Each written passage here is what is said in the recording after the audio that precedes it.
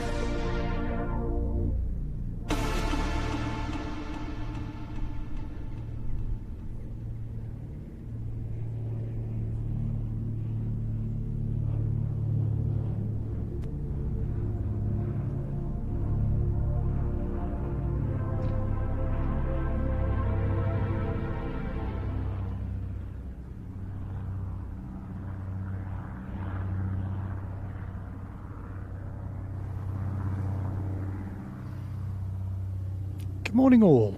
Hello. Welcome to IWM Duxford's Flying Day Commemorating D-Day. And a fine day it is too. Looking, wind feels like it's even dropping further than it was this morning. It's a very calm, blue sky, beautiful flying day. So yeah, we're really looking forward to a flying display, which is going to take place in about 40 minutes time. So around about 2:05 we'll get the Cubs airborne that you might have been staring at for a few minutes. Heavy formation is their call sign. I thought that was rather apt for 3 Cubs representing Cubs users, artillery spotters and the likes during the Normandy campaign. We have they'll get airborne. We'll have a Spitfire display. John remain in the PR11, and then we will have. I did have this at the tip of my tongue a moment ago, and then we're looking at Thunderbolt, Spitfire here. It doesn't tell me what mark, sadly. I can see the nose of one over there, but maybe Adrian's got a shot. You get an idea of some of the aircraft that will be joining in here, the ones with covers off, I suppose. So Thunderbolt as well. There's a Mustang just sneaking its nose out further down, and Spitfire as well. So those all involved. And then Bouchon involved with the P-51, so that should be a nice little dogfight, I would think. Tiger Moth taking off. Turn his noise down a little bit.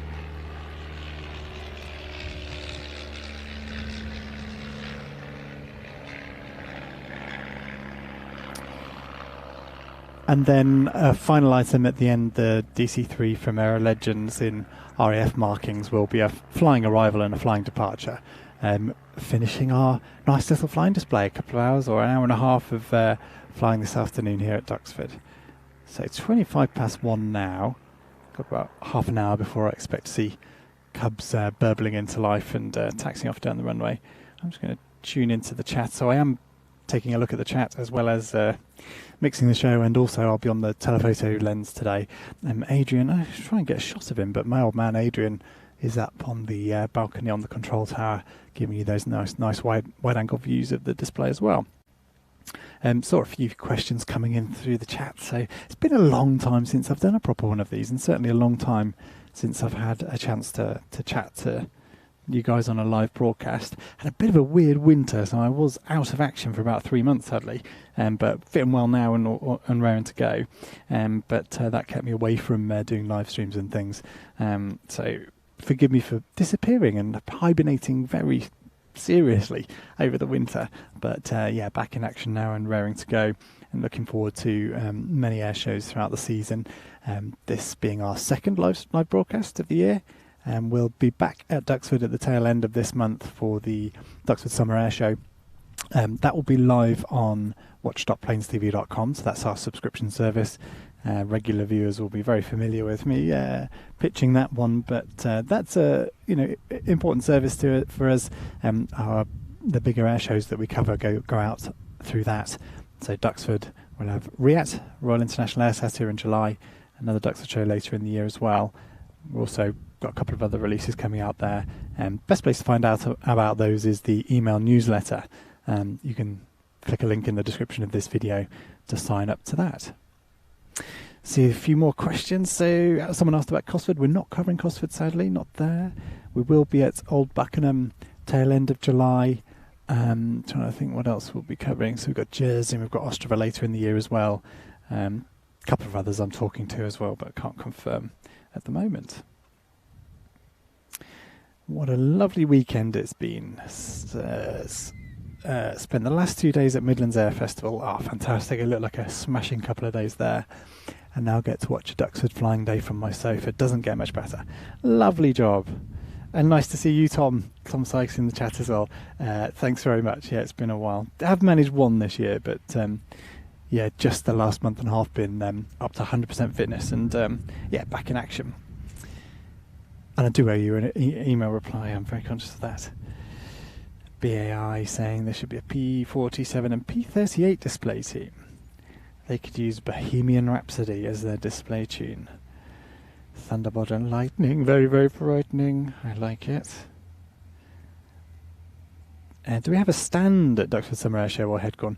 We don't. We've stopped. I spent an hour and a half. Well, no, I spent 3 hours in the car with Dad on the drive up. So he of VHS days and DVD days and Blu-ray days.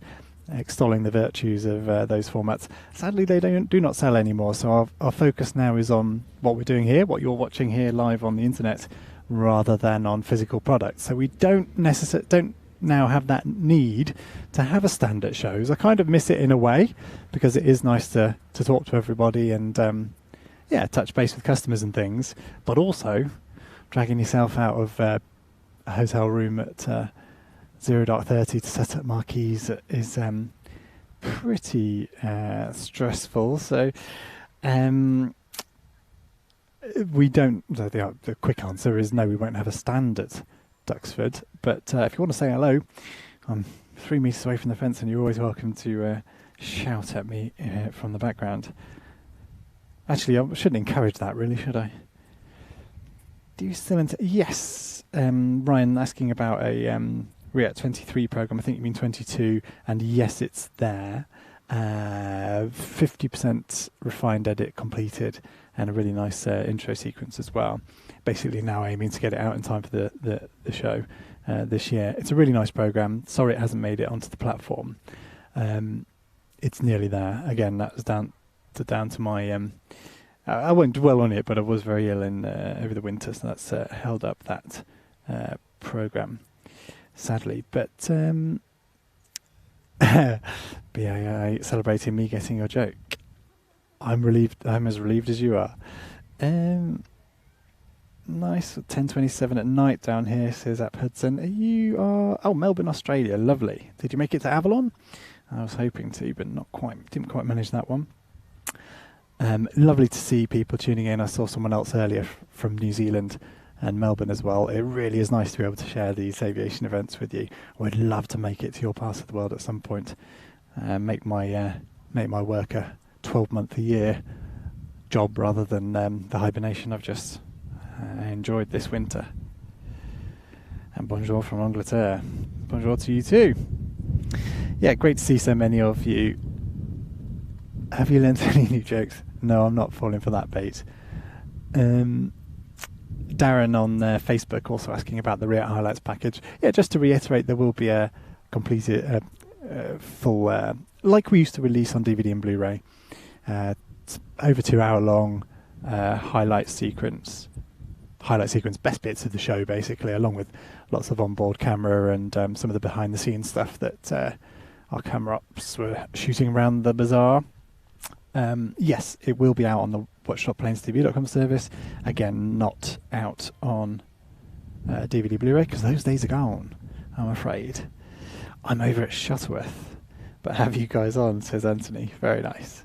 Is there a show at Shuttleworth today? I'm sort of a bit focused on camping this week, hence turning a darker shade than normal. Well, enjoy your day out at Shuttleworth, Anthony. Nice to know that we're providing some entertainment over the few fields between here and Old Warden. And Terry saying, what a perfect day for an air show. It really is. And Joshua asking about Cosford. No, we're not covering Cosford, really, sadly. Been covered Cosford for many years, as you all will know. But no, sadly not. Got a busy couple of weekends after Cosford, and couldn't get anything arranged for that one. Fantastic to see buffs at Air Tattoo. Yes, it will, because we didn't get them last year. You're quite right. Yeah, and Ryan, you're another person who I keep snoozing an email from and meaning to reply. Yeah, it's always. I always feel like we're just nearly there with that program, but lots getting in the way, unfortunately. But it is a really nice program. I mean, Air Tattoo last year was spectacular, and we've tried to incorporate lots of arrivals as well in the main program. Because we covered all of the arrivals and departures, and there were lots of important themes in there, so we've incorporated those in between flying displays and things, which doesn't sound like a significant change, I don't know, but it just means you get a more fuller impression of the event as a whole, I think. So yeah, really looking forward to releasing that one. So as you well know, Ryan, email newsletters, the best is where I will let you know once that's released. And do you know if this year's Flying Legends will be filmed? I believe it is being filmed. Obviously, it's the Air Tattoo weekend, so we won't be. But yeah, I think Steve, who's covered the show for many years, I don't know actually. I don't think anything's been publicly released of it. I better not speak out of turn. It's not a show we'll be covering, but I certainly hope it will be. It sounds like a nice venue, Church Fenton. Talk of a nice curved display line. I've sort of sat staring at the map of the airfield, thinking that something like that was in the offing. So should be some really nice material coming out of Church Fenton, the Flying Legends show, mid-July, same weekend as Riyadh. Hello, Robertson Helen. Thank you for tuning in. And I'm monitoring Torbay. I knew you were going to Headcon. Probably not Headcon. Probably not Headcon. No plans to. No. So just to reiterate then, for anyone tuning in, we've got a little while to go before flying starts here, in about half an hour's time. The Cubs out front there. What's Adrian got a shot of? Well, I'll give you a shot of some Cubs. Yeah, they look you know what a Cub looks like, but there are 3 of them out there. We've got, in a 3-ship formation, display, I believe. Heavy formation is their call sign. Very nice, gents. Very nice. So they'll be getting airborne to the hold. Then John Romain, who I think is out by a Spitfire. Here we go. Look, you can see me working. Oops, all my locks are on. Oh, I can't quite see that. We're in a bit of a compromised setup here because behind me, I'll tell you what, I'll get a shot of that if I don't get tangled in wires. God, what have I pressed there? Oh no, I'm just that close to it. Checkerboard effect. Camera 1's previewed. So this, you can't quite see the old man behind there, or can you? Is he snuck there? Yeah, there he is. You can see him. Give us a wave, Adrian. No. He's probably taking his headset off or something. Well, he's up there, and that would normally be where our trailer goes, where my slightly messy truck, ignore that, is. And then this is an old radio and communications RAF trailer thing, which is we might end up using as a commentary position at some point. Not today, but it's here and available. Should it have been horrible weather or something, you know. So that being there means I've had to move out here, which means I've got a couple of things in my way. But between me and the old man in separate locations, we should be able to get a decent impression of the flying display for you. What's in the chat then?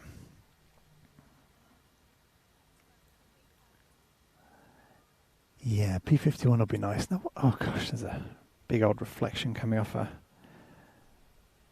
golf buggy over there. Big old Dakota Sport. Sporting, that's it. Sporting the use of World War II colours just flew over Isle of Wight. Is that to do with show you at? Could well be. That's a good question. Shall we get it? Get the old ADSB up, shall we, and see if we can see a Dakota. Isle of Wight, you say? Possibly. Can't see it on there. Could well be heading our way. See a King Air. Yeah, not sure. Hard to say without knowing which one it was. PC free casking, and I might as well repeat it because I know everyone would like to know. Are we covering Riyadh? Yes, we are. So we'll be doing as we did last year, basically. So all of the arrivals, departures going out here on YouTube and maybe Facebook as well. Then the main show weekend on watch.plainstv.com. We're edging ever closer to tweaking that service slightly to give you better options to watch on TV. If I'd been more available this winter, I might have got there this year. It's a bit of a shift from the existing system, which works fine. It's great, and there are ways of watching on your TV,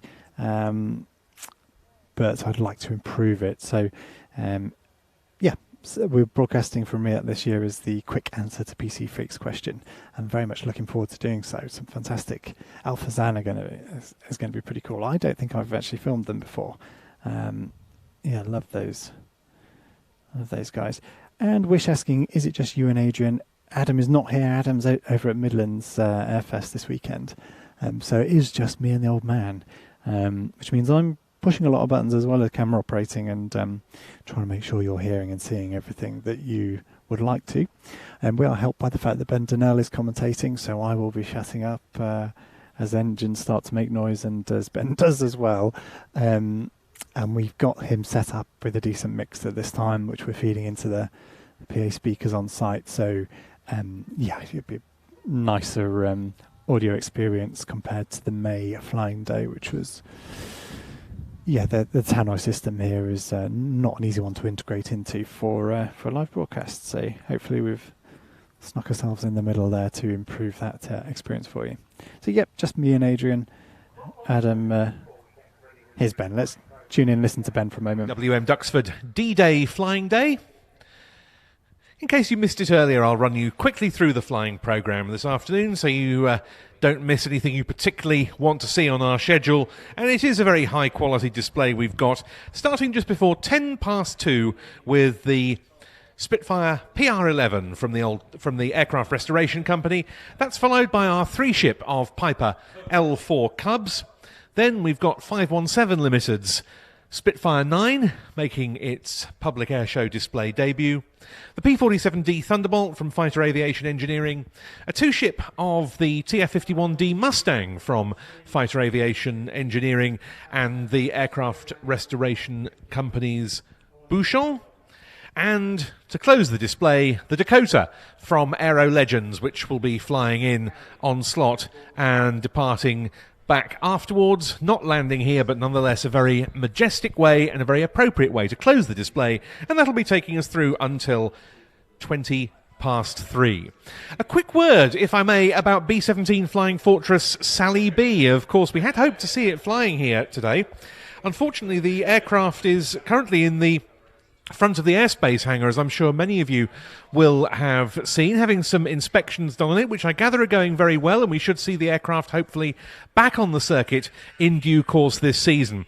But I noticed that the Sally B Supporters Club stand is outside at its usual position next to what we call the jet pan. That's the apron on which are parked several of the aircraft like the P-47, the Mustang, the Spitfire, that we'll be seeing in today's display. To the left of the control tower also there is the British Antarctic Survey Twin Otter. So do go along to the Sally B stand, join the Supporters Club, and do what you can to support the airworthy preservation of that magnificent aeroplane. They'd love to see you.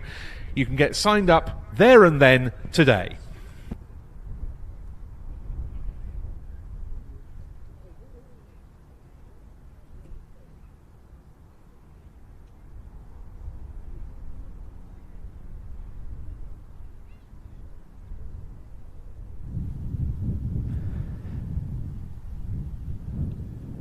Yeah, nice to know Ben's with us this weekend. I think adding in a layer of effort from me to commentate on the flying displays as well as juggling the slot would be a stretch too far, and as we all know, he's a fabulous commentator, and we're very lucky to have him here this weekend at Duxford.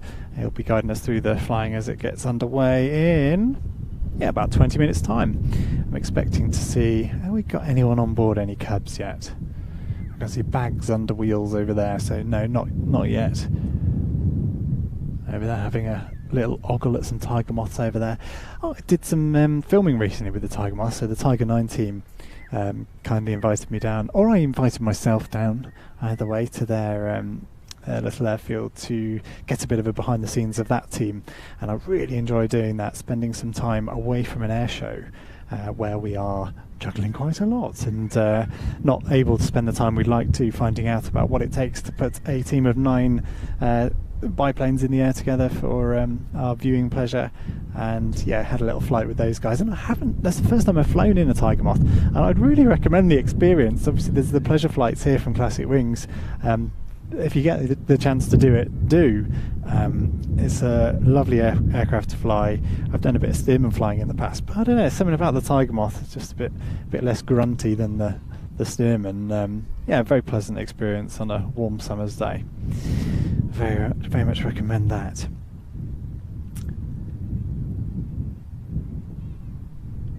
Woody W, and if anyone's watching and has any information on the Tempest 2 MV763, is that, which one is that? Is that Sywell? You'll have to. I don't have any updates for you, Woody. I don't know. Very much looking forward to seeing that flying. And North Kent Transport saying the Lank is up at Exeter. It's my neck of the woods. That I was, as I was gearing up and packing all this kit, I was sort of keeping an eye on the flight radar and keeping a, as you do when the red arrows are in the neighbourhood, and the Lancaster. Did hear the Lancaster yesterday, but only that. As he, obviously the show down in the southwest and Midlands Airfest as well. Yeah, busy weekend. Airshow's underway again, isn't it wonderful? I'm just going to check the Facebook chat as well, because we are live there as well. Don't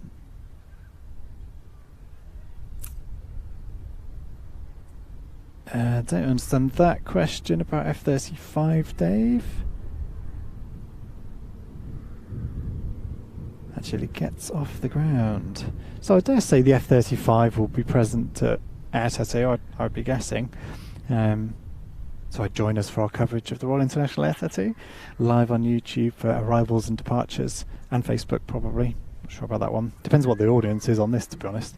It all seems a lot lower than YouTube, and it's a bit of extra juggling to do. But yeah, Air Tattoo for a bit of F-35 action, I would expect, although I'm not sure whether they've confirmed that. And just Nigel there saying great to have this live stream, and Ian saying good to see the stream and keep up the good work. I will endeavour to do so. Thank you for tuning in. And if you are enjoying it, or if you do enjoy it, do make sure to give it a like and share it to anyone you think might also enjoy it. And yeah, make sure to sign up to the email newsletter. I'm not sure I've sent one this year, but we'll be doing in the very near future once I get back into the habit of doing that. BAI looking forward to a flight in a Tiger Moth promised 40 years ago. Wow, that's a long time to wait for a promise like that, but it will be long. Yeah, be worth the wait. That sort of flying, open cockpit flying, on in decent weather anyway. A real pleasure. The sequence that they were rehearsing and I was on board for was a bit of formation work, and then the burst, and then the crossover of the Tiger Moths. Yeah, I'll tell you, that burst is quite something. Once you're diving down towards the crowd line, picking up speed and bouncing in any turbulence was quite an experience. Well worth it if you get. But we weren't really doing any aeros though, so if you get, I don't know whether these guys chuck the Tiger Moths around a bit. I'd like to think you'd get a loop out of them or something. Yeah. Just reading what Wish is saying about the Tempest, saying it's a running engine, looking to get airworthy soon. Yeah, that's all I've heard if we're talking about the same aircraft. And thank you, Wish. Someone Googling for me, or just conscious of what's going on a bit better than I am, saying the F-35 is confirmed at ASAT. So I should point some cameras at some aeroplanes at some point for you, rather than chatting away. I suppose I can carry on chatting away. You can see the guys there. John sat on the tail of the PR Spit. He'll be our first display item, but prior to that we will be getting the Cubs airborne.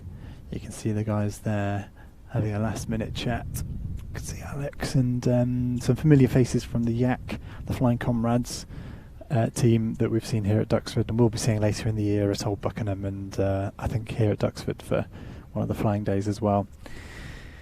Those guys today flying a few Cubs, as I say, heavy formation. They'll be getting airborne first, going out to the hold, and we'll have John in the Spit, who looks like he's limbering up, sat on the tail there. And those guys, the Cubs, getting airborne at about 2:05, which is about 20 minutes time. See what else is going on. Oh, it is a joy to see people joining in from afar. I can see Cape Town, Galactic Jack tuning in.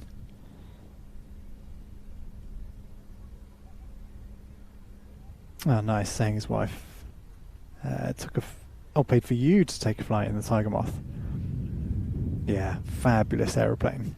Yeah, very jealous of the guys. It's quite an undertaking. The thing that really struck me about the Tiger 9 team was that just the level of professionalism that they enter into this with, and the briefings, the debriefings, and the real attention to detail for stuff that, to be honest, 99% of the audience are not going to notice, but they are very anxious to get things just so, and can only be the right attitude to have, can't it? But and it would be unfair of me to say I was surprised by that, I suppose, but yeah, it impressed me, the level of professionalism that they have for something that they are just doing for pleasure. So yeah, very impressive team, and I'm looking forward to seeing them. I think Old Buckingham. I better not. I should stop throwing these confirmed bookings around when I've really no idea. But yeah, I think we'll be seeing them there. Yeah, that's the general shtick here, Joe. I'll point the camera at some people having a chat, as opposed to me having a chat. That's basically it at the moment. That's all we've got. But soon we will have the roar of 3 cubs, heavy formation, taxiing out, burbling out. And then we will have, as I say, Spitfire getting airborne and straight into his display. That's John Romain. Then Thunderbolt out to the hold. Then Spitfire take off display land. That's I can't tell you what mark it is or whose it is actually. Maybe it does say on here. I should have listened to Ben, shouldn't I? Oh, he will be back with us shortly and giving you much more detail than I'm managing at the moment. Then the Thunderbolt will come thundering out of the hold to display.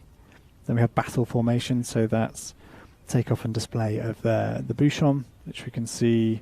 If Adrian's listening to me, you can probably do a little slow zoom out and reveal the Bouchon to the left of the Spitfire there. And that will be joining the P-51.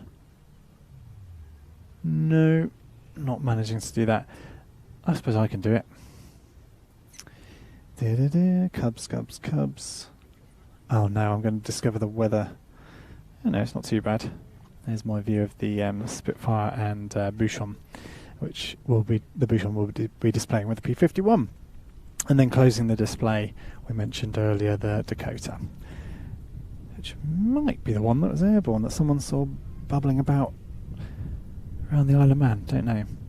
Isle of Man, Isle of Wight. I didn't notice. Right. Paul Bonham I don't think is, but I saw Steve Jones. They seem to come as a pair, don't they? And Steve, I believe, flying. Yeah, the Thunderbolt. Is that right? I think so.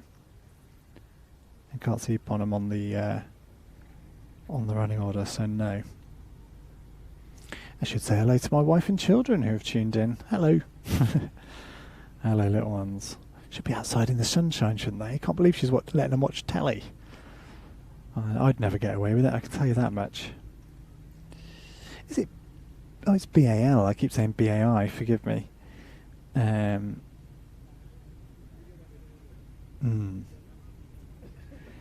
Virtual Air Show saying great channel. Can't wait for Riyadh. Neither can I. Spectacular show. The biggest we cover. I suppose Ostrovo's getting up there. NATO Days in the Czech Republic. We live broadcast that one through the Event Zone YouTube channel. That's another very big military show, and if you've not tuned in for the coverage of that in September, it's the same weekend as the Duxford Battle of Britain show. So one will be free and one will be on my on-demand service, and I'll be broadcasting both, so I'm in competition with myself. But yeah, watch them both. Why not? Oh, Joe, bless you. Thank you for your $10, I think that is. Make sure to stay hydrated. Thank you. I will do that as ordered. If you send me money and tell me to do something, I will do it. Within reason.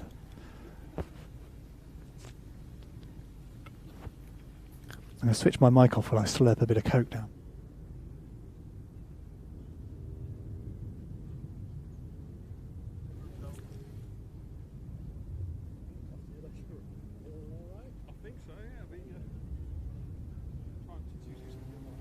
Nice, looking forward to it.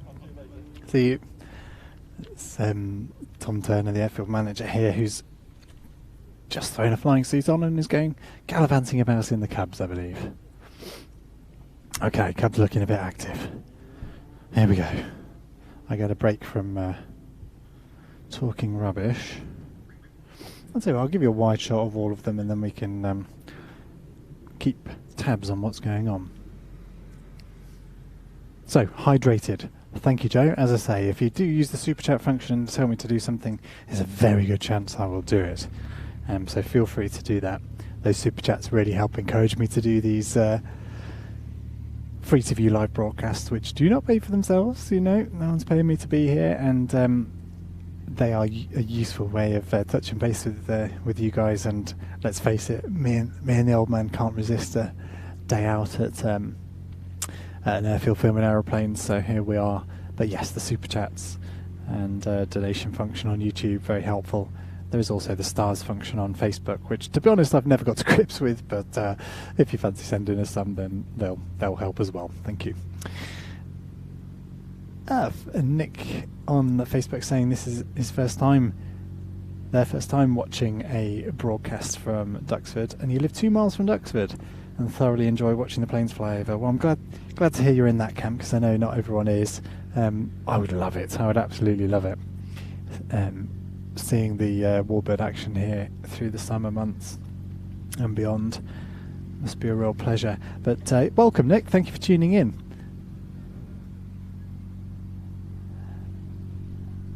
And Neil saying, is there a Saab Draken on the way to the show? Sadly, the Saab isn't coming our way. Who was that? Just turn Adrian off. It was Neil asking about the Draken not heading our way, sadly, but it will be heading to the Midlands Airfest, a sort of fill-in for lack of red arrows today.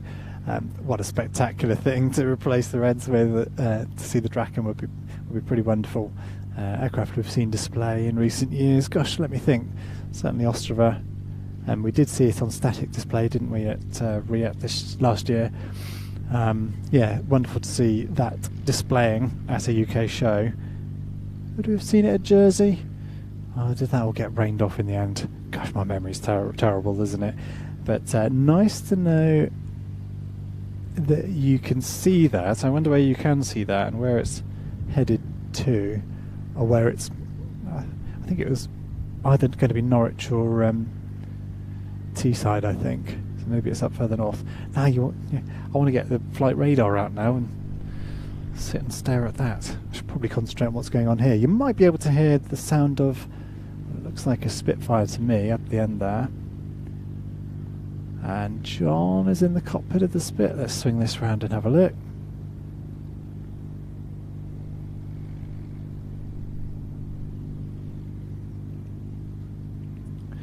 I've got a terrible view of these aircraft sat on the deck here. In fact, Adrian has the better view. There it is. I'll stick with Adrian there, and I can see the nose of something else running up here. And I can also see Ben.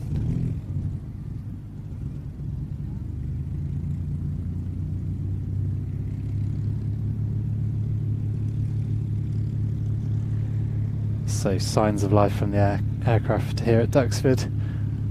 When I see Ben pick up a mic, I'll hand over to him and stop talking over the wonderful sound of aeroplanes.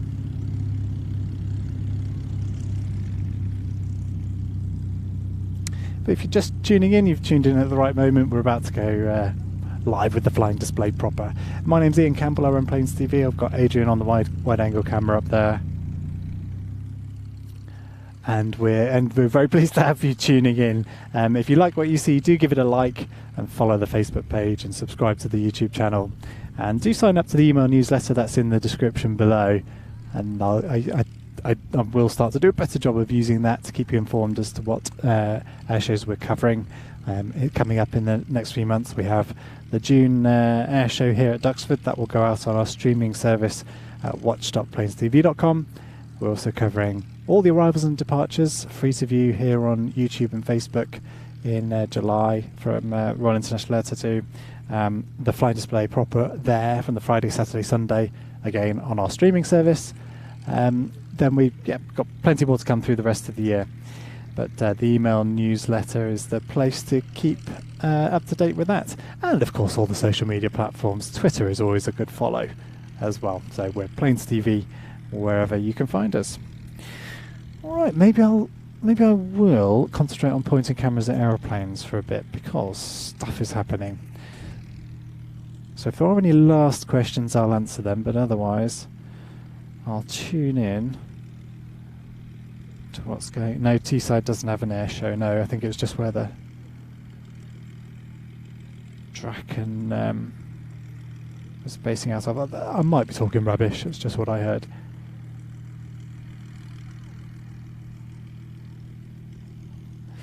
Thank you, Phil, saying my speech is a bit fuzzy.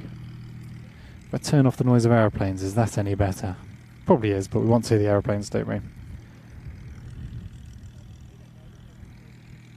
But thank you for letting me know, Phil. That's very useful.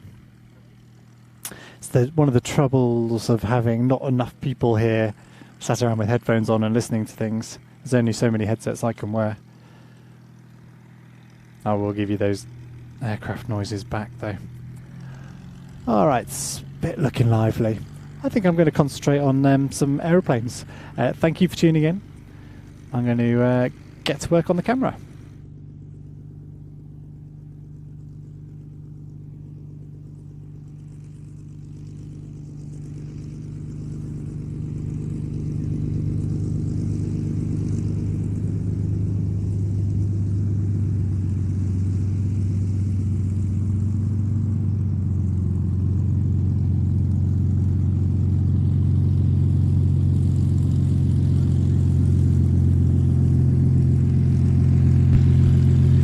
Okay, well, slightly ahead of time, ready to get airborne a little early and head off to the hold before running in to open our display. The first of our display aircraft for the afternoon taxis out.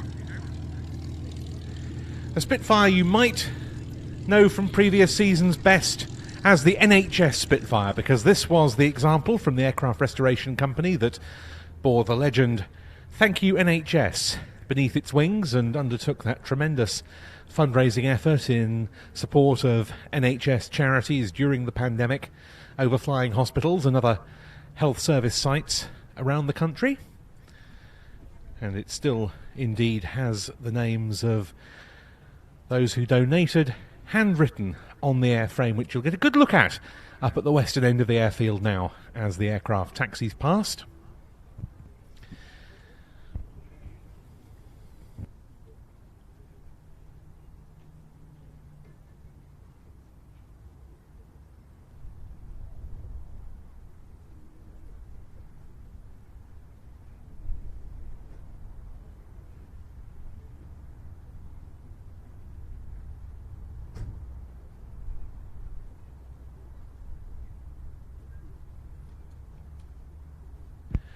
Those names applied upon the very distinctive PR, Photo Reconnaissance Blue colour scheme of this Spitfire PR11.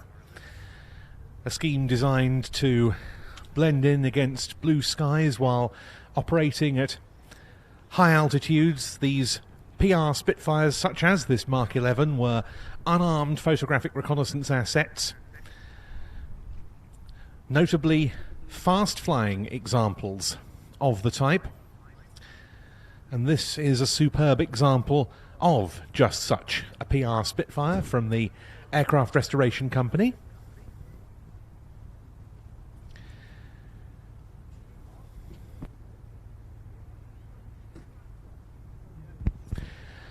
This very much recalling the fact that it wasn't just in the fighter role that the Spitfire served around the time of the D-Day landings that we commemorate with our display today.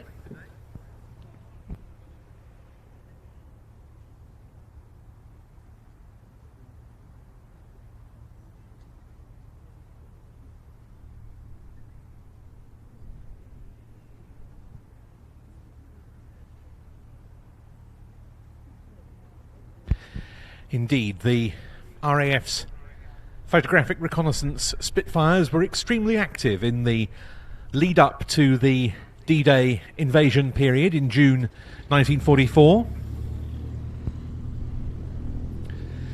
One of the key functions of these aircraft at that time being the provision of up-to-date information regarding potential targets for Allied bombing raids.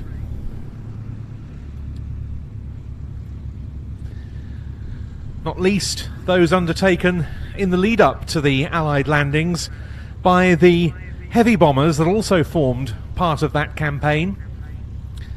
The likes of the RAF's Halifaxes and Lancasters, and the US Army Air Force's B-17 Flying Fortresses and B-24 Liberators. But also, the Spitfires sought out crucial information on targets for the tactical bombing force that was employed to great effect around the D-Day period, aircraft such as the Martin Marauder and the North American Mitchell. From all this, you get a sense perhaps of the sheer enormity of the Allied air effort that was required to undertake the Normandy landings and subsequent operations.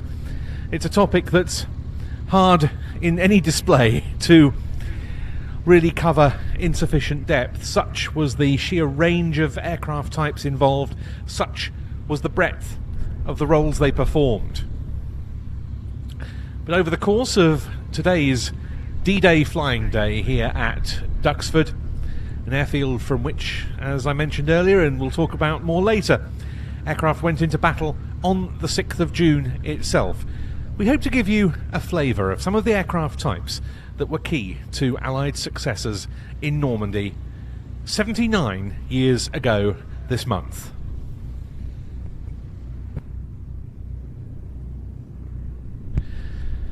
A very good example of that indeed can be seen right in front of the control tower with the Piper L4s, the 3 US Army military variants of the Cub that are currently in the process of starting up, and which will be our second display item. A very familiar light aeroplane, but one that played a key role in Operation Overlord.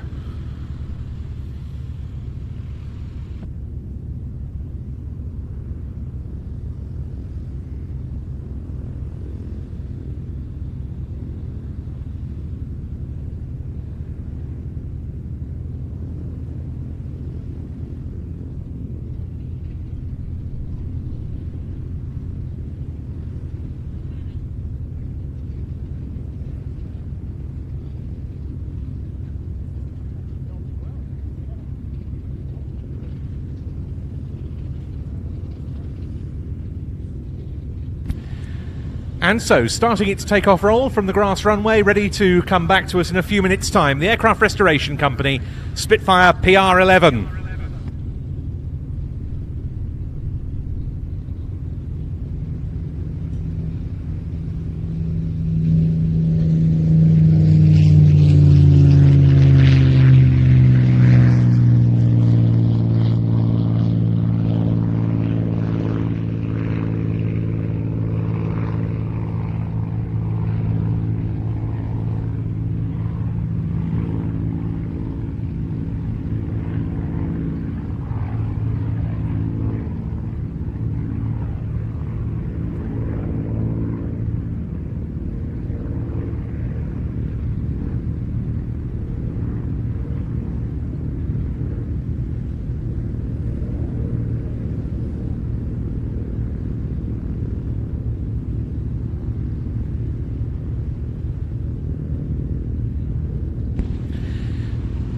This Spitfire, which will be back with us in a couple of minutes' time, itself saw service with the 2nd Tactical Air Force, which was so active around D-Day.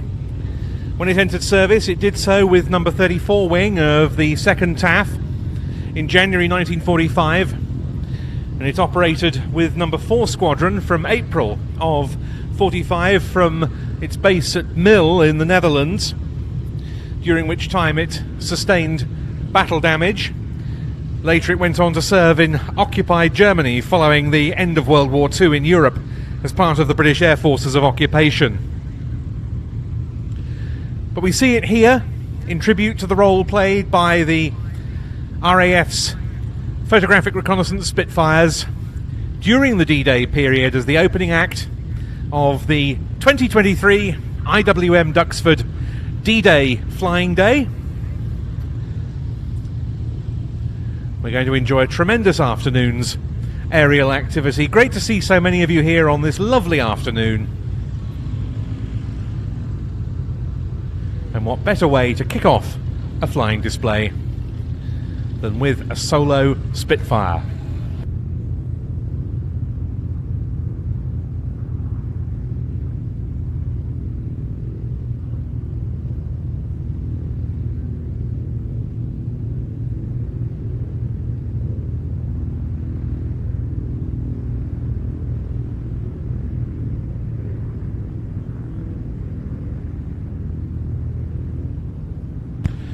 And here it is, running in from our right, the Spitfire PR-11.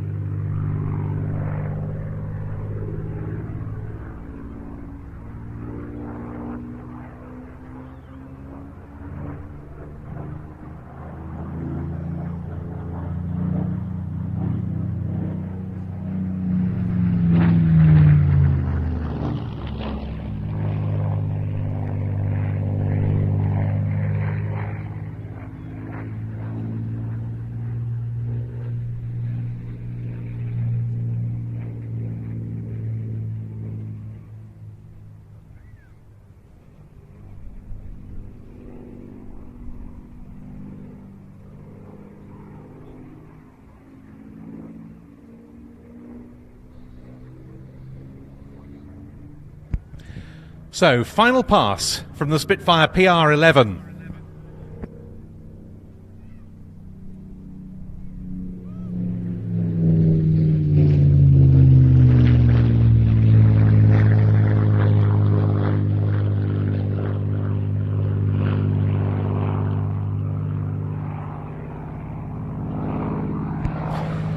Having mentioned that the blue colour scheme was optimised for high-altitude photographic reconnaissance operations, it's worth considering that it was in the low-level role that the 2nd Tactical Air Force's photo-recce Spitfires were most active during the period prior to D-Day. It was number 16 Squadron that brought the Spitfire PR11 into service just a few months in advance of the Allied landings, in fact in March 1944, when it was stationed at Northolt in West London.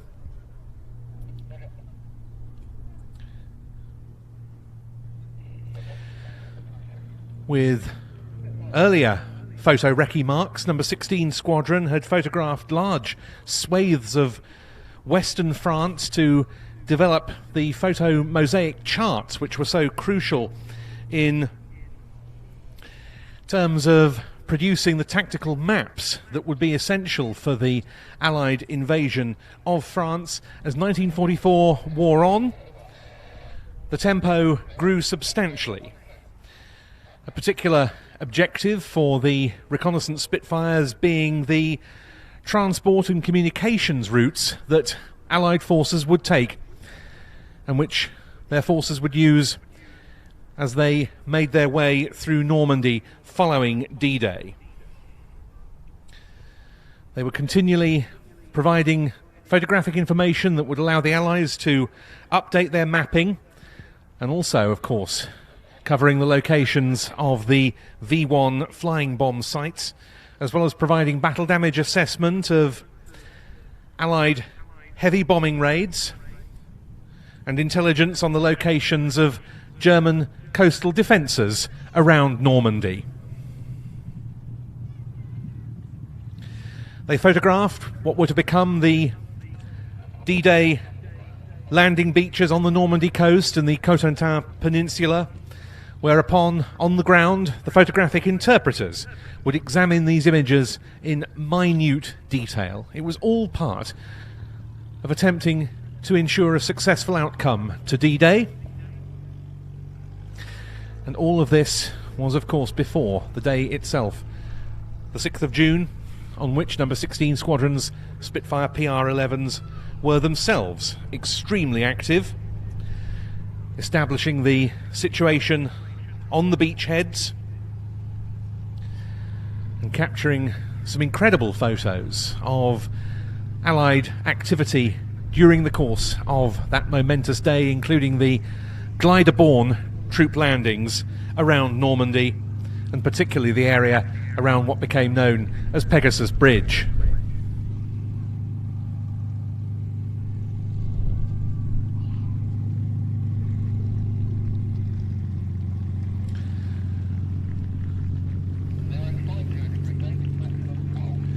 Taxiing back into park then, John Romain with the Spitfire PR11.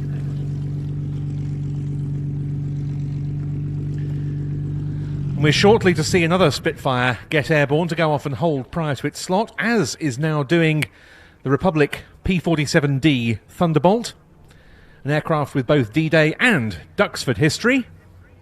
That'll be back with us later, as will the Spitfire that's going to follow it into the air. And this is going to be your first chance to see this particular Spitfire at an air show. It's the Mark 9, owned by 517 Limited, a new restoration.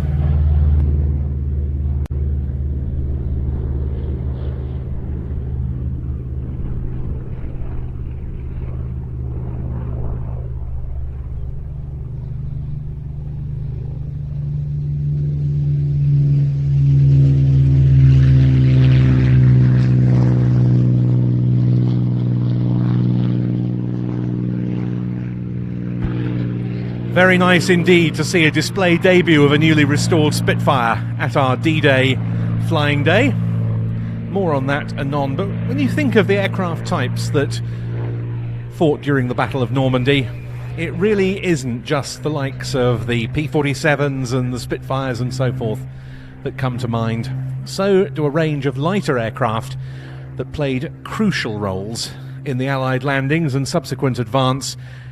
And here we have an excellent illustration of that with 3 examples of the Piper L4, military variant of the Cub.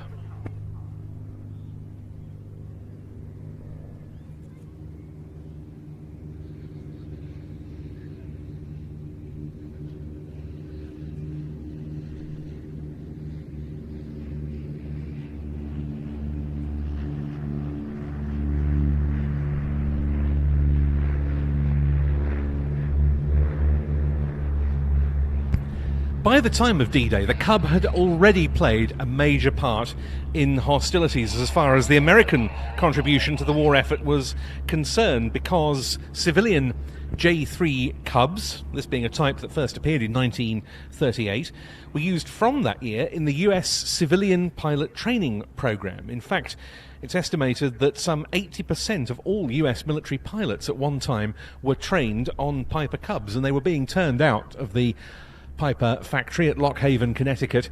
Every 20 minutes, more than 20,000 J-3s went on to be produced. The first of them to see service with what was then the US Army Air Corps were 50 horsepower models, which they called the O-59, O for observation. And that was to be one of the military roles this aircraft played following the American entry into World War II. In fact, in excess of 5,700 military Cubs in all were delivered. The designation was later changed to L4, L standing for liaison. And it's 3 of those aircraft that we see here. They were used in every theatre of World War II. Their roles with US Army units in the field included over-the-horizon artillery spotting, medical evacuation, liaison, and light infield transport. They were also used as station hack aircraft on various communications tasks by US Army Air Forces units.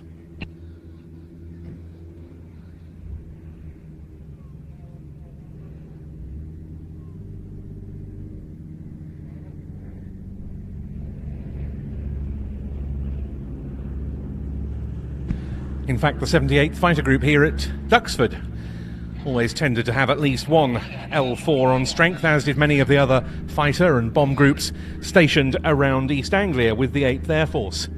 To give you an idea of their versatility, they flew, for example, from platforms mounted in trees in the jungles of the Pacific. They flew from fields and roads close to the front lines in Europe as the Allies advanced, and they flew from the confines of the very restricted size fields in Normandy known as the Bocage, through which the Allies advanced following the landings on the 6th of June 1944.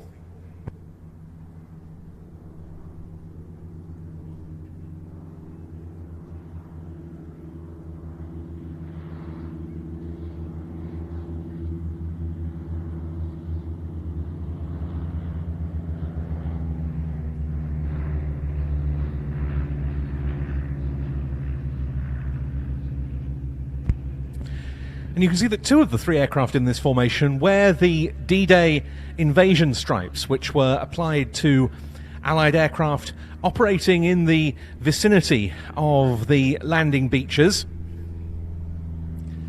This is a means of identifying them from Axis aeroplanes and hopefully preventing so-called friendly fire incidents. They were applied often quite primitively, it must be said, using, for example, just the edges of broom handles, if that, to try and get the lines straight.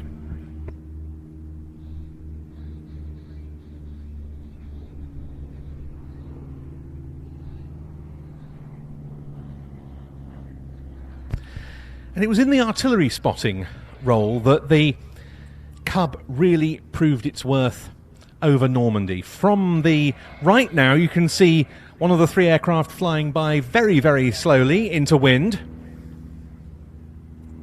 This was an aircraft that had an excellent loiter capability over the battlefield, able to provide back to forces on the ground accurate information as to the location of enemy troop concentrations.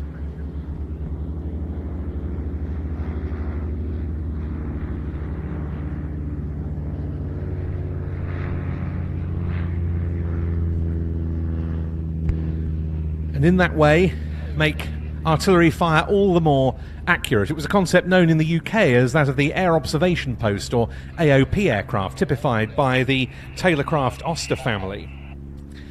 In fact, the first American aircraft to come ashore in Normandy after D-Day was an L-4H Cub belonging to the US Army's 58th Armoured Field Artillery Battalion, the mount of one Lieutenant Thomas K. Turner.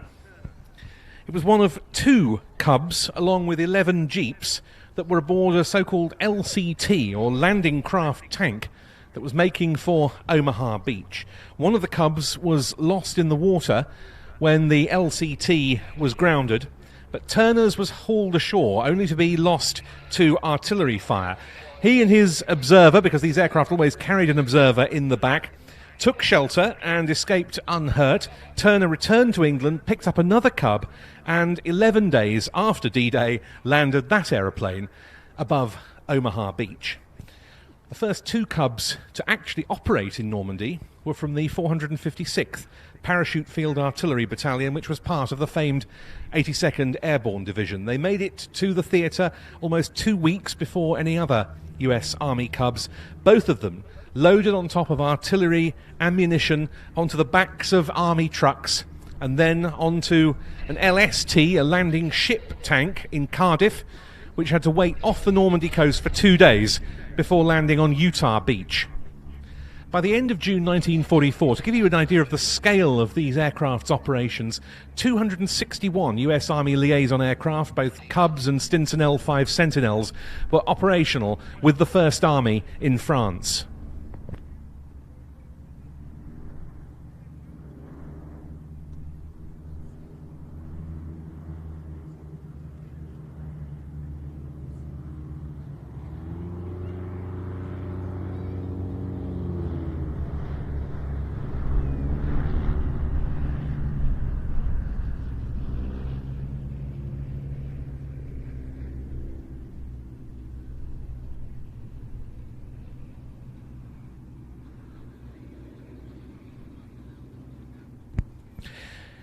Initially, their progress with US Army units through Normandy and into the rest of France was quite slow, with the small fields in the bocage hindering progress and casualties increasing.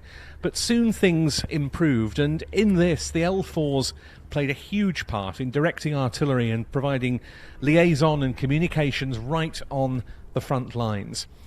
While these aircraft were generally themselves unarmed, though sometimes the observer might carry a small personal weapon,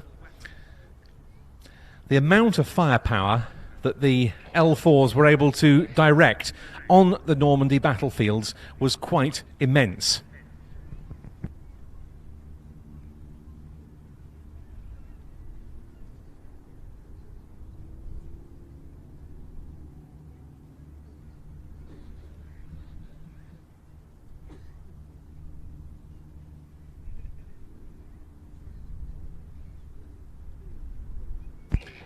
And it's for that reason that we see these unassuming little aeroplanes playing such a prominent and deserved role in our D-Day flying display today. In towards us for their final break.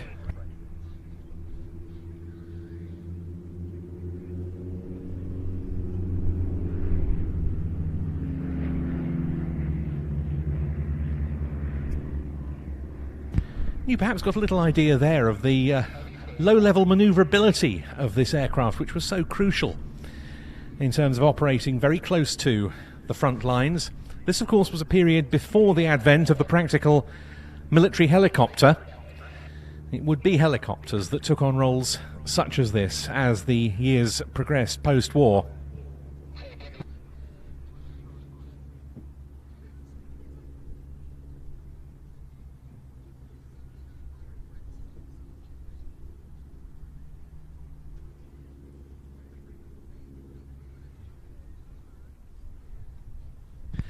Three aircraft in the formation today.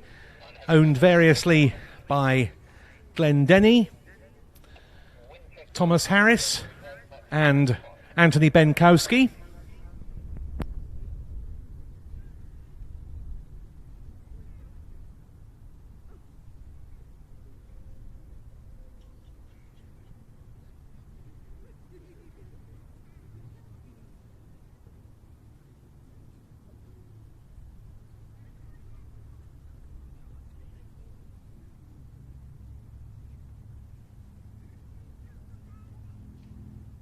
And the aircraft were flown for us today by Phil Hardisty, Tom Turner and by Anthony Benkowski.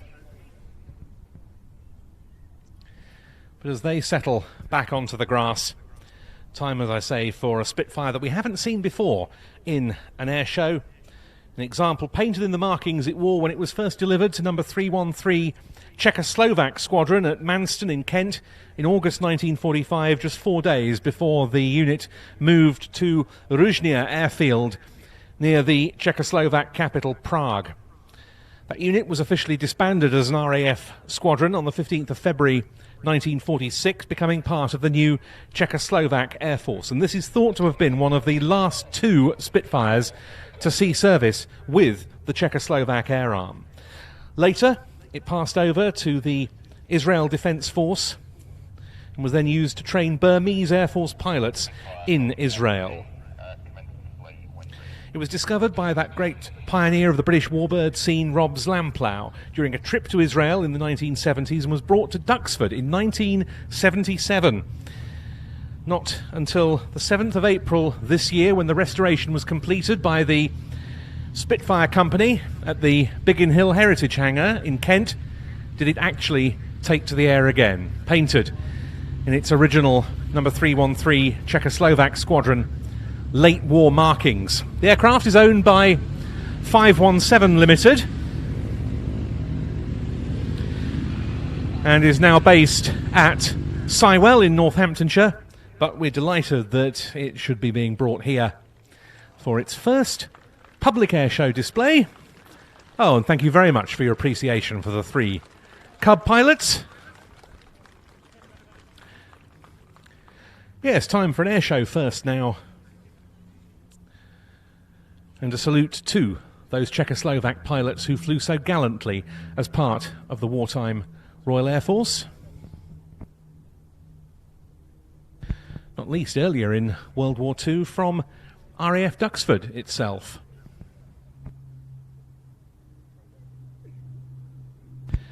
As I say, it appears in the colours of number 313 Czechoslovak Squadron. And that, flying from RAF Appledrum near Chichester in West Sussex, was a squadron itself active on D-Day. In from the left, the Spitfire 9.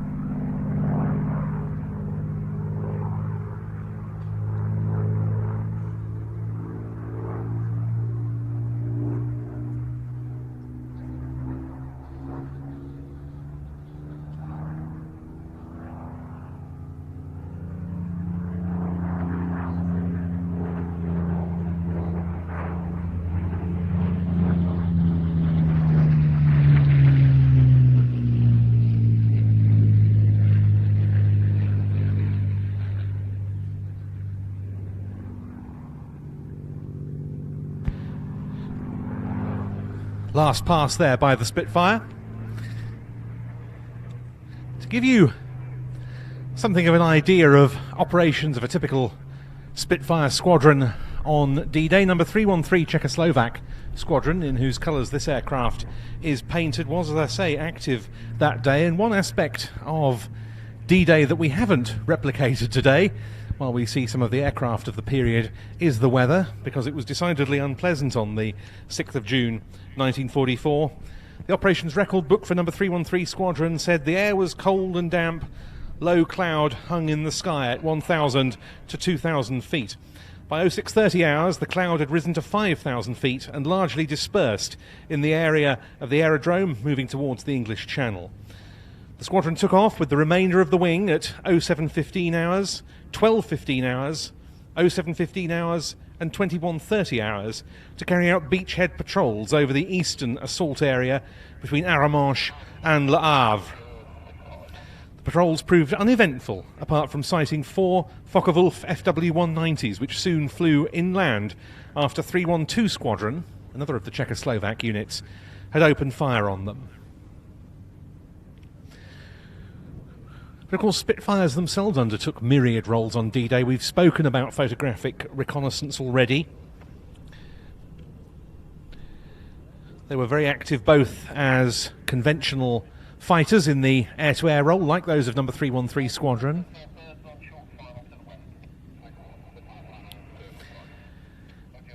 and on fighter-bomber duties. Rather more unusually, a US Navy unit operated both earlier Mark Spitfires and navalised Seafires on naval fire-spotting operations in Normandy in 1944. And that's before you consider some of the famous photographs of RAF Spits laden with beer barrels under their wings for delivery to Ford airstrips in Normandy.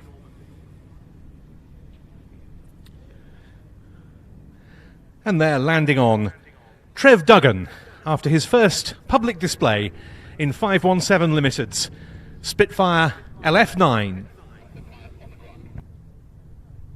And now we turn to the aircraft that has the Duxford and the D-Day connection. The aircraft that was in service with the 78th Fighter Group of the US Army Air Forces, part of the US 8th Air Force, at Duxford at the time of D-Day. A unit that was active on that momentous occasion, and an example of whose equipment at that time we are about to see running in. The biggest and heaviest of the US Army Air Forces single-engine, single-seat fighters of the Second World War. A mightily impressive machine, and one that the pilots of the 78th Fighter Group were decidedly reluctant to see leave when it later gave way to the North American P-51 Mustang, one of which we'll be seeing shortly.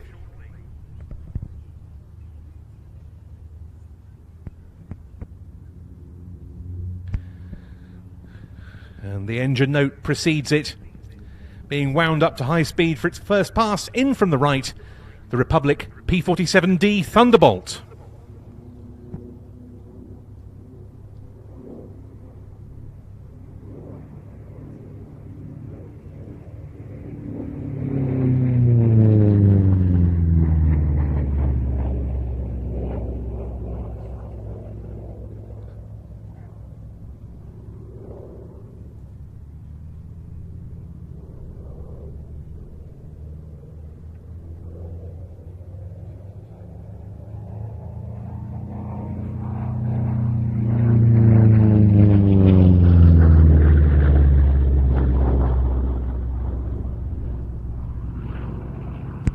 There's something of an irony in the fact that when Republic's design for a new fighter or pursuit aircraft, as they were known by the Americans, for the then US Army Air Corps first appeared,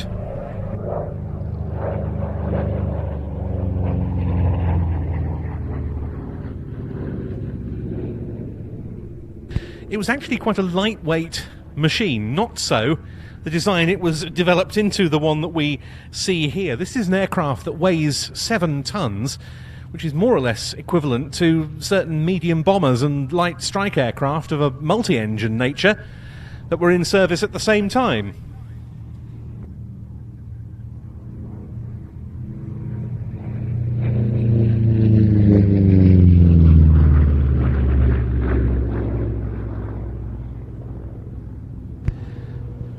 And the design was really still being perfected when the Thunderbolt, or the Jug as it was affectionately nicknamed, short for Juggernaut, came into service with the 8th Air Force here in Britain.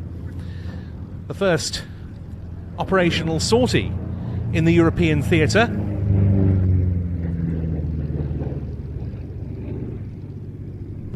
or indeed in any theatre, was mounted by the 4th Fighter Group from Debden in Essex in March 1943. At that point, the P-47 wasn't especially long-ranged, and nor was it that effective at low level. But then it was developed further into the version we see here, the P-47D, and then the design's true potential started to be realised.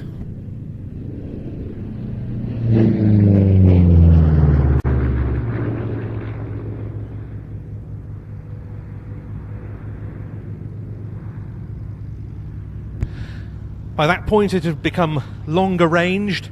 The engine, this mighty Pratt & Whitney double wasp radial of some 2,300 horsepower, had more effective cooling.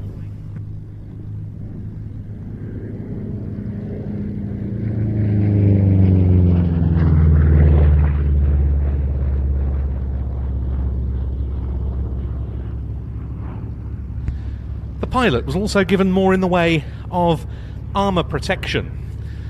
And then there were other more visible improvements, such as the fact that they did away with the so-called razorback high-back fuselage configuration in favour of what we see on this aircraft, the teardrop or bubble canopy. And the P-47 became a very effective air-to-ground fighter-bomber as well as an air-to-air fighter.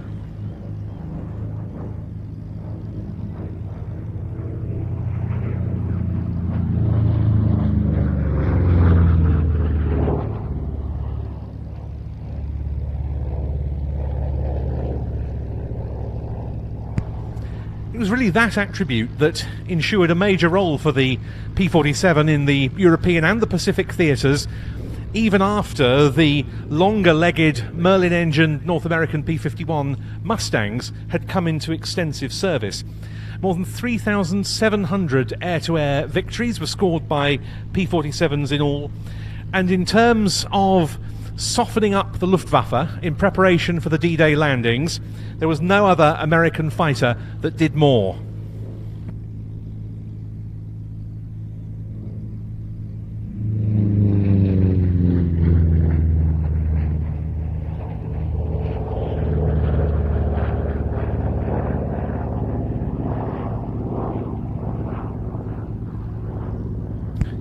Indeed, it was also the most numerous American fighter of World War II, in excess of 15,670 of these aeroplanes being built. The RAF flew them with distinction in the Southeast Asian theatre.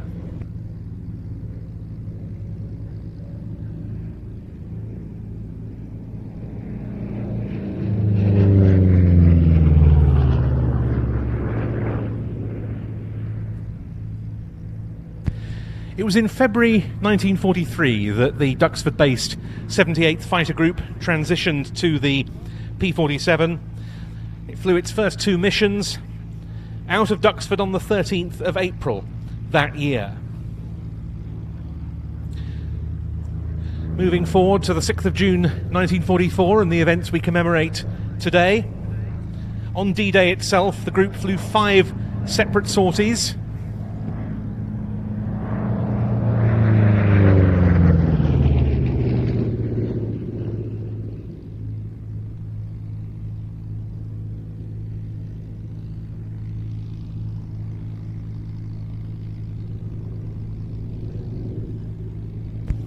Looking at the group's records for the time before and after D-Day, they include numerous low-level attacks on the likes of Luftwaffe airfields, both in France and other locations.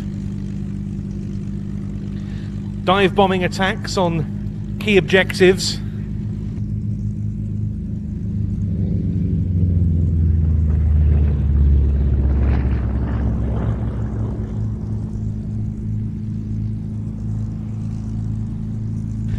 As well as the bomber escort missions that for so long had been its bread and butter up until then.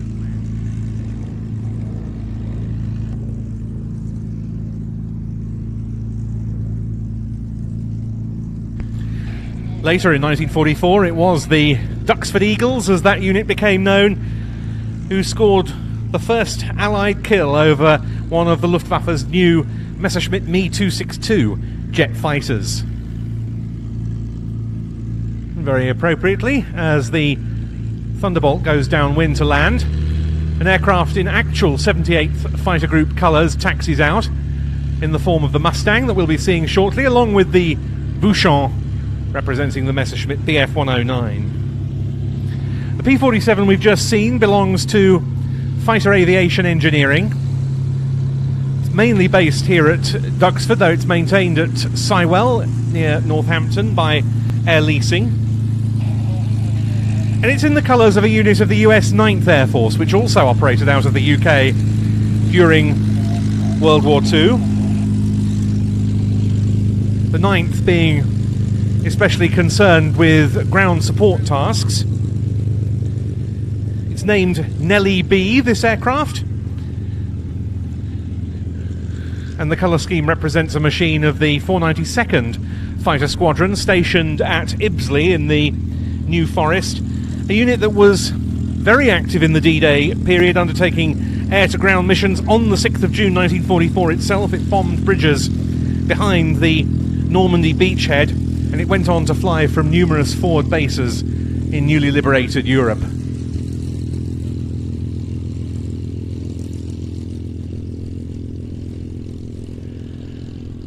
Touching down after an excellent demonstration of the P-47's performance, Steve Jones.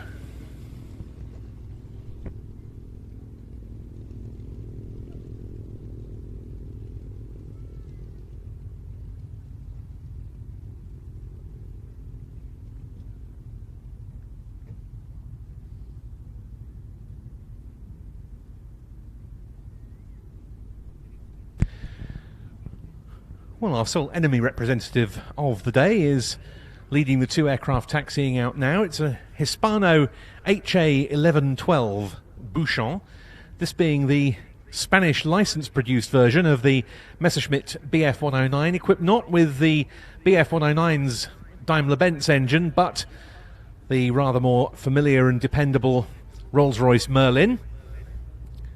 These aircraft produced post-war for the Spanish Air Force, and they saw a great deal of active service with the Spaniards in frontline theatres, such as Spanish West Africa and the Sahara, but perhaps they're best known for their roles on film and at air displays portraying their close cousin, the wartime Messerschmitt Bf-109. Indeed, this one is a veteran of the Battle of Britain filming, much of which was undertaken at this very airfield in 1968. Much more recently, its credits include an appearance in the Dunkirk film.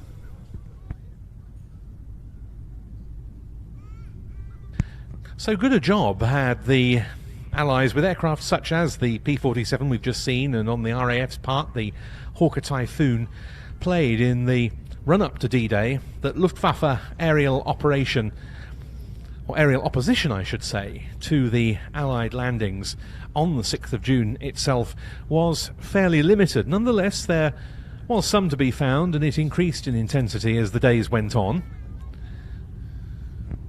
But it's certainly worth, in our display today, recalling the presence over Normandy in the initial stages of the Allied landings of enemy aeroplanes such as Messerschmitt Bf-109s and the other main Luftwaffe single-seat fighter of the time, the Focke-Wulf FW-190.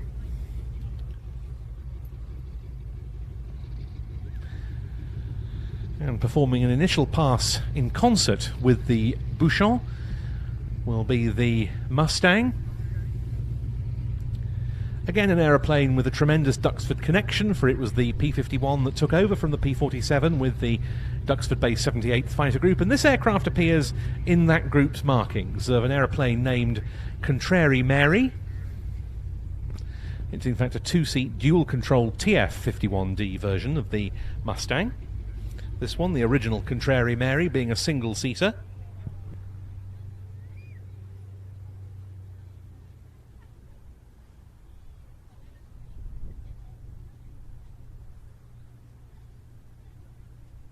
P-51s began arriving here at Duxford to re-equip the 78th Fighter Group towards the end of 1944. But soon, in spite of their initial misgivings, the pilots came to recognise the outstanding qualities the Mustang possessed, and were making a tremendous contribution to Allied efforts over the closing months of the war.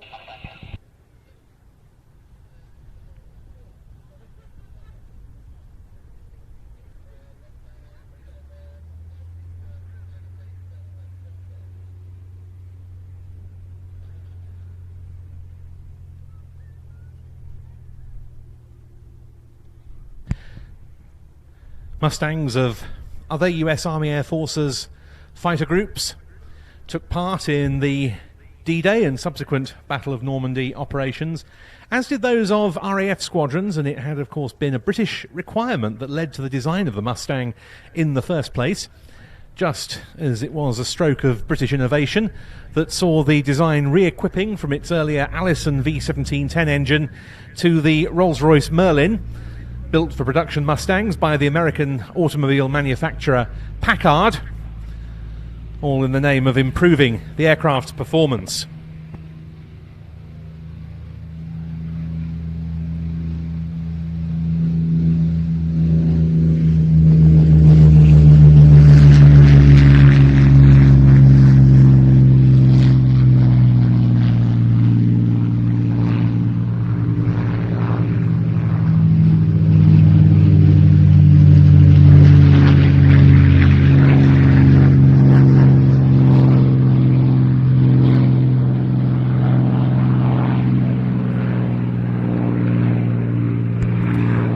However, one fact that's perhaps relatively little recalled is that the earlier Allison-engined Mustangs continue to play a major part in Allied operations even after the Merlin-engined aircraft started becoming available, because they were very good low-level mounts and very useful for such as ground attack missions and tactical reconnaissance. And indeed, RAF tactical reconnaissance Mustang squadrons played a major role in those operations around the D-Day time in 1944.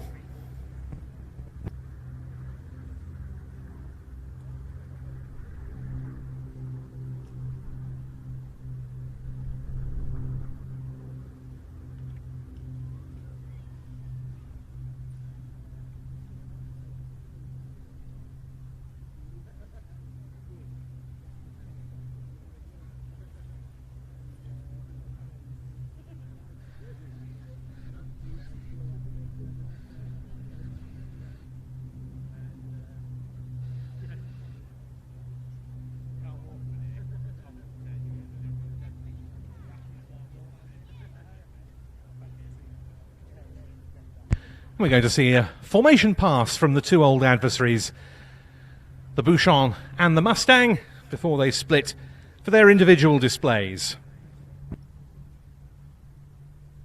And they'll be running in from our right.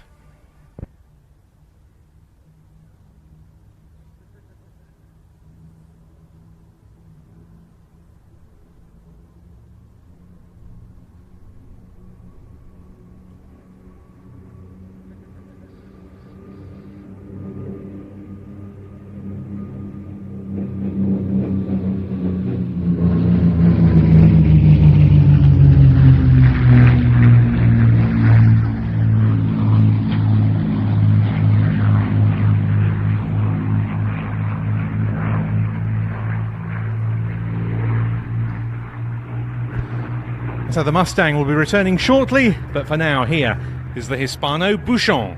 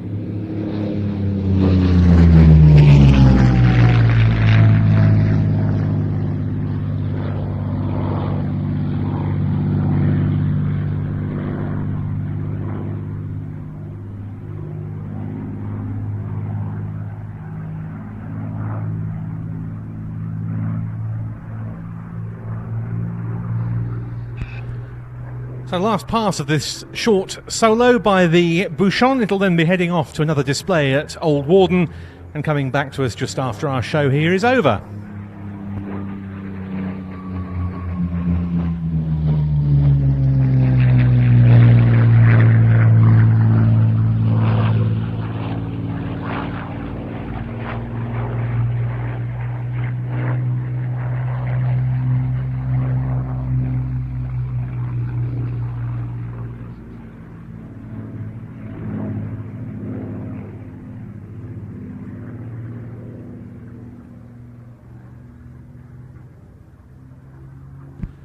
And its place very rapidly about to be taken, diving in spectacularly from the left by the TF51D Mustang.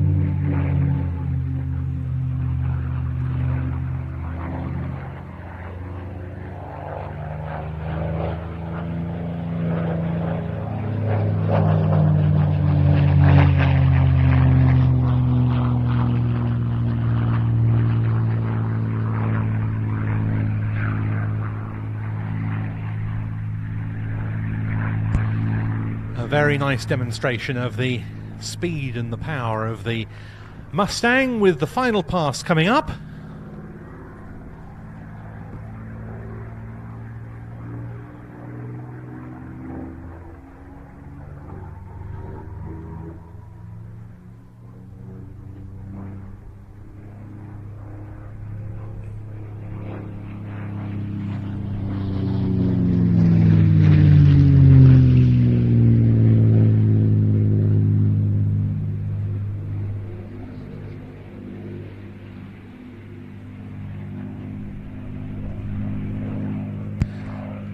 As World War II drew into its final months in the spring of 1945, the pilots from Duxford of the 78th Fighter Group found themselves no less busy over the front lines, and for them a particularly momentous day in their Mustangs was the 19th of March 1945, which was at the same time their toughest and most successful air battle of hostilities.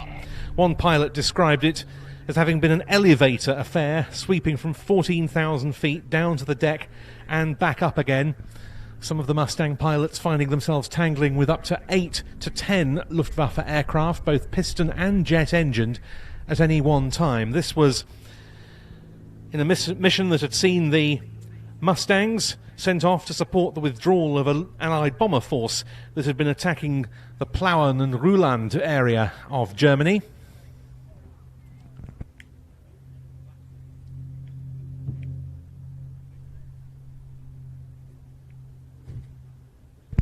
Among the types they encountered that day, numerous Messerschmitt Bf 109s and examples of the new Arado AR-234 jet bomber and reconnaissance aircraft.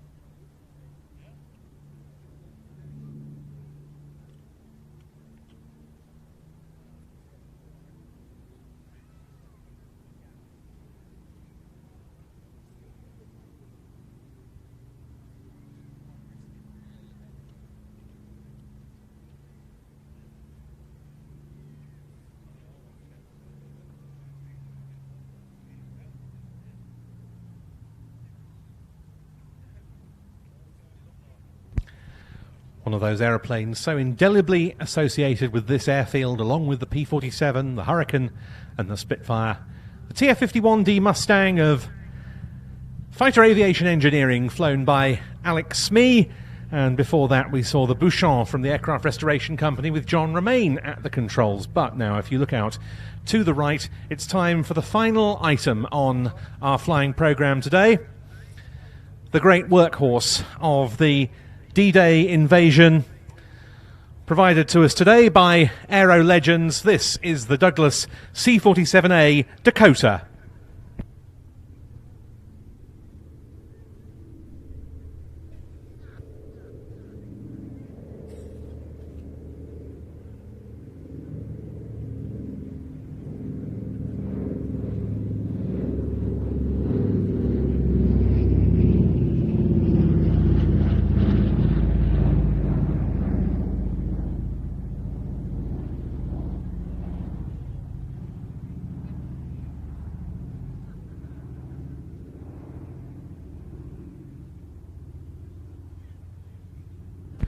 During the Allied invasion, C-47 Skytrains and C-53 Sky Troopers of the US Army Air Forces both dropped parachutists and towed gliders, troop-carrying gliders, into battle on the beaches and the landing grounds of Normandy, and RAF Dakotas did likewise.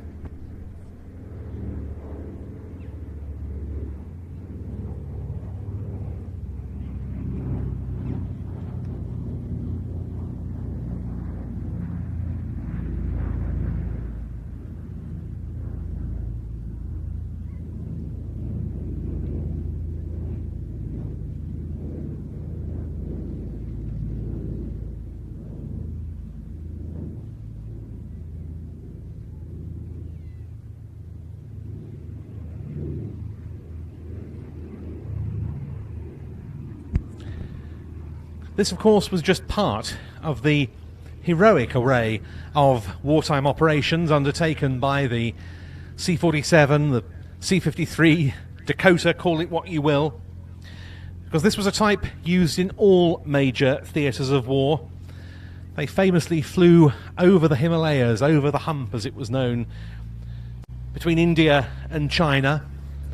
They flew extensively in the jungles of the Far East. After D-Day, they went on to be involved in all the major Allied landings, including those at Arnhem in the Netherlands in September 1944.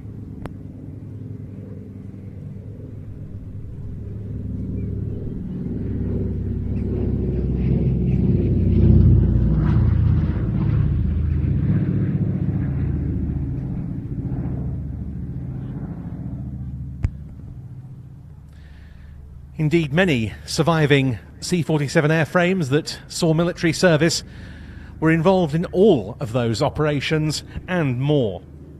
This aircraft's military history saw it initially serving with the US Army Air Forces. Then in June 1945 it was handed over to the RAF. It served with number 435 Squadron at Down Ampney in Wiltshire, and was then operated as a VIP transport by the Air Officer commanding number 46 Group from Croydon from December 1945 onwards.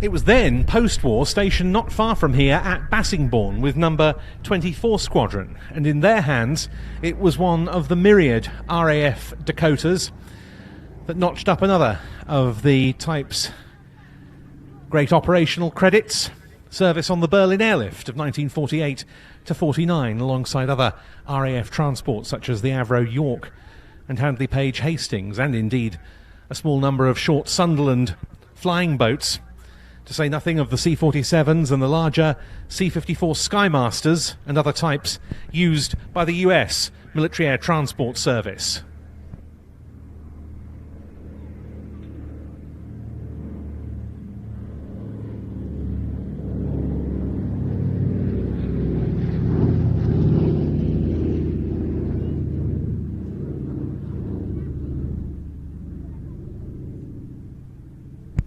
This aeroplane was struck off RAF charge in November 1950. It was operated by an airline called BKS and then by Hunting Surveys. When it was withdrawn by Hunting in April 1973, the airframe was actually brought to Duxford for preservation by the East Anglian Aviation Society, which was the first partner organisation of the Imperial War Museum in establishing Duxford as an aviation heritage site. And it was one of the aeroplanes that was here on the day Duxford first opened to the public in museum guise at its air day 50 years ago this October in 1973, which we'll be celebrating at the end of our season. But the aircraft went on to be revived in 1977. It was operated by Air Atlantique, that great stalwart user of Dakotas, for many years as a transport, as a pollution control spraying aircraft, and latterly on radar test work with a huge under-fuselage radome.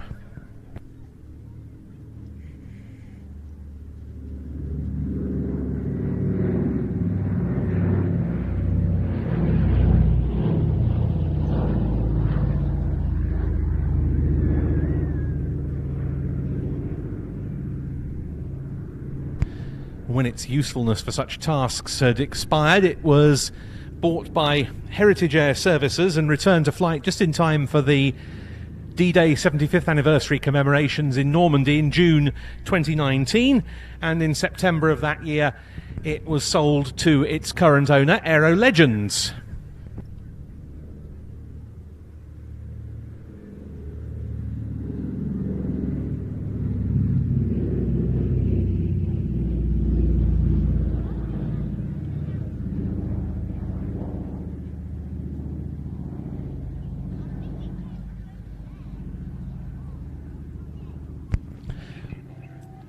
Aero Legends, best known, of course, as an operator of Spitfire experience flights from Headcorn and now also North Weald and Compton Abbas, but it also has 2 C-47s in its fleet, this one, and another veteran of many operations during 1944 itself, the US Army Air Force's marked example named Dragamoot, which we've seen at Duxford many times before. And they use these aircraft for commemorative flights and commemorative parachute drops, indeed, not least over Normandy. Final pass from the Aero Legends Dakota 3.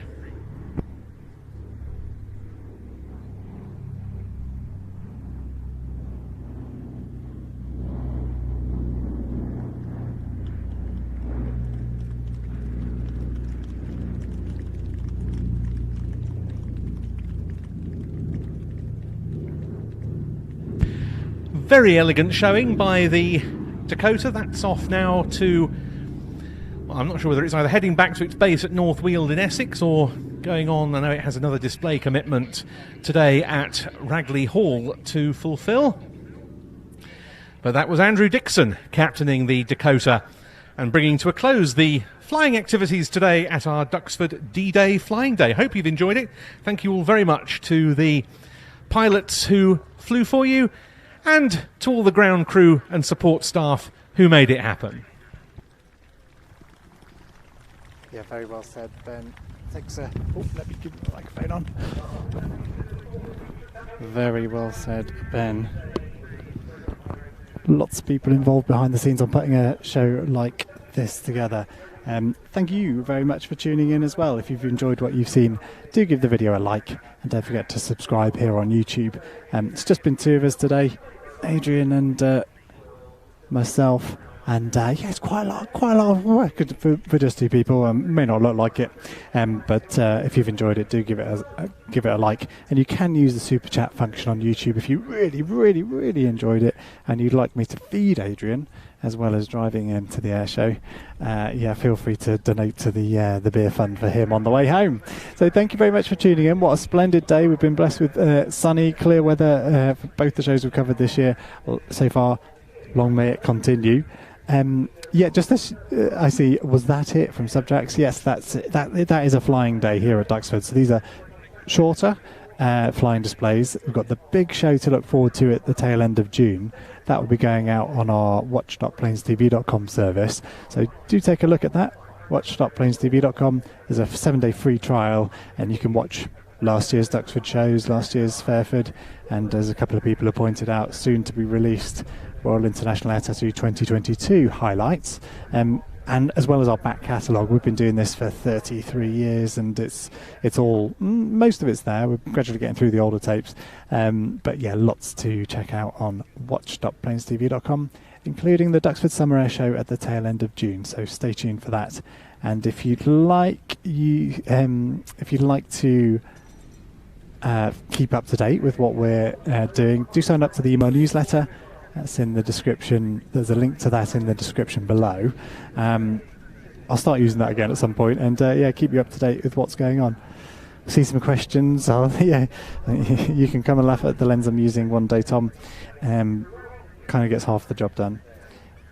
Awesome stream, says Angus. Which will be our next stream? It will be, well, I'm doing a RAFA, Royal Air Forces Association event in a couple of weeks. That will be public, but won't have any aeroplanes in it. So maybe, I mean, do like the RAFA page if you, trying to think where it's going out now. No, forget that, forget I said anything. Tail end of June, the Duxford Summer Air Show will be our... Joe says I should buy Adrian a snack with $5. I will do, Joe. I will do. And I have kept hydrated. Thank you for your donation earlier on as well. So yeah, the June Air Show at Duxford will be our next one. That will be out on watch.planestv.com. We might get out with a camera to some surprising things here and there and get them out on YouTube. We shall see. We'll try and do a bit more studio stuff as well. We're sort of getting back into things. It does get busy, so it may be unlikely over the next couple of weeks. And Ryan saying great displays. It was lovely. What smashing weather. It does help. And thank you for the safe journey home. Yeah, tracking all the way down to Devon. Not much fun, I'll be honest. Any other questions? I will check into Facebook. I haven't been doing during the show. David Bram saying thank you for the coverage. You are very welcome, David. And a couple of other thank yous as well. See you in June, Ben, says Peter. He's always at Fairford. Yeah, okay. Yeah, and that's another one to look forward to in July. We'll be live broadcasting all the arrivals, all the departures, free to view on YouTube and probably Facebook, depending on what the viewers have been like on there. Someone can tell me. And we'll also have the main flying displays going out on our streaming service. Again, watch.planestv.com. Are you streaming Cosford? No, we're not. Not covering Cosford for the first time in a decade or two. Is that true? Yeah, early 2000s it would have been. Sad not to be there, but yeah, we're busy with other shows in the near future, and yeah, haven't got an arrangement to cover the show, sadly. We'd love to, of course. RAF's only air show, and I'm hoping this weather stays as it is for the Cosford show next weekend for everybody attending. Yeah, lovely job. Lovely to see so many of you in the chat. Gareth, you're quite right. So you haven't had anything recently on the mailing list. I will get back into the habit of sending those out. It's a terrible state of affairs not using it, and I do enjoy the one-to-one communication with the people that receive that. So you can reply to my email newsletters. I haven't sent one for ages. You're quite right.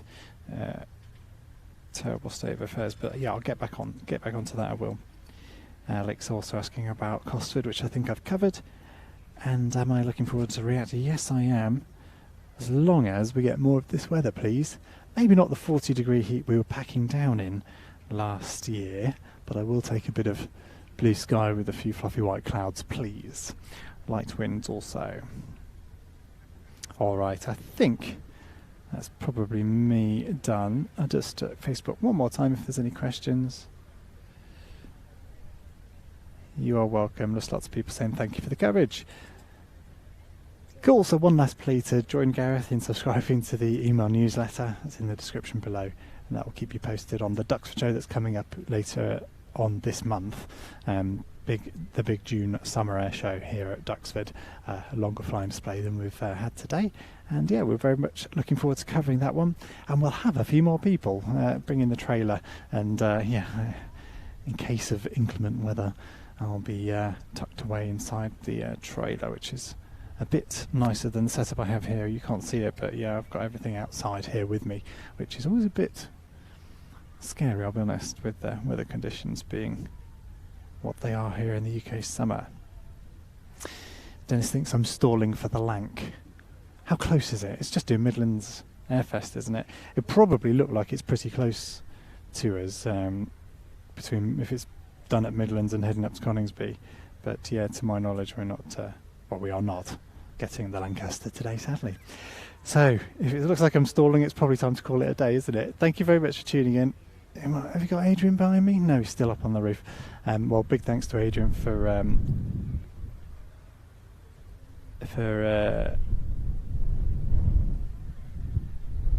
oh, there's people talking about modelling and things. Right, can't help you with that.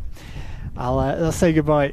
Big thanks to Aidan for joining me. Big thanks to you for tuning in, and thanks to everyone here at Duxford for having us. We will see you soon. Thanks all. Bye-bye.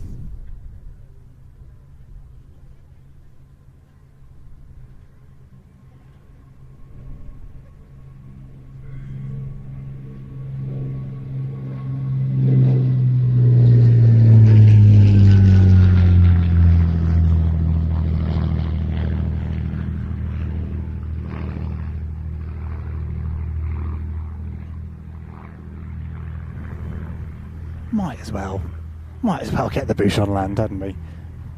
I forget who was flying it, but since there's still a bit of flying going on, I'll stay with you. It's perked Adrian up, he picked it up as well. It's round the back of us now, so you'll get a feel for things here. We've got sort of east-west runway here, out to the east, and then round the back rather than out over Duxford Village is what the aircraft tend to do when they're landing in onto runway. Gosh, don't even know what it is. In the easterly direction anyway, towards the M11. So we can't see the aircraft for a short period, so generally I'll cut to some crowd or some other aeroplane at these points. Got the Rapide running as well. Let's drop the volume of those.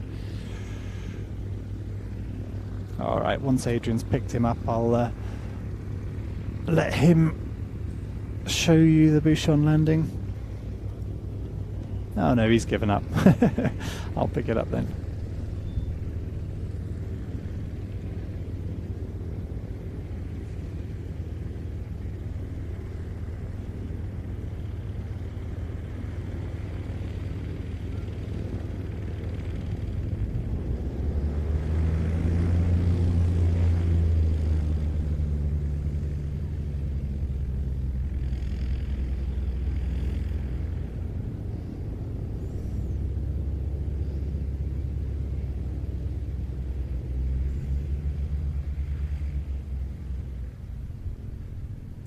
The other benefit of having our trailer here is we get a bit more elevation for both cameras, so we can see over some of these aircraft in the foreground. But it still adds to the ambience, doesn't it?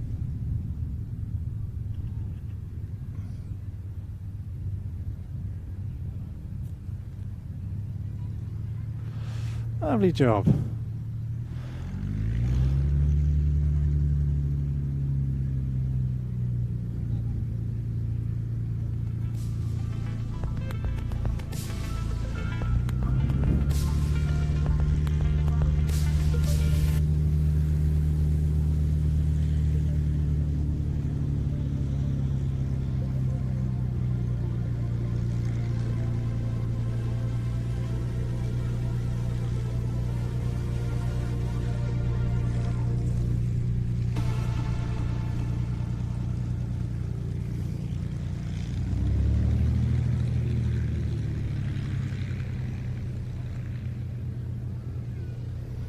Alright, the Bouchon heading up to bed in the far corner of the airfield there. One last chance to say cheerio. Thank you so much for tuning in. Quick glimpse at the chat in case there are any other questions. Yeah, lots of people talking about the lank. Right, I say goodbye. Cheerio everybody. Enjoy the summer weather. Bye bye.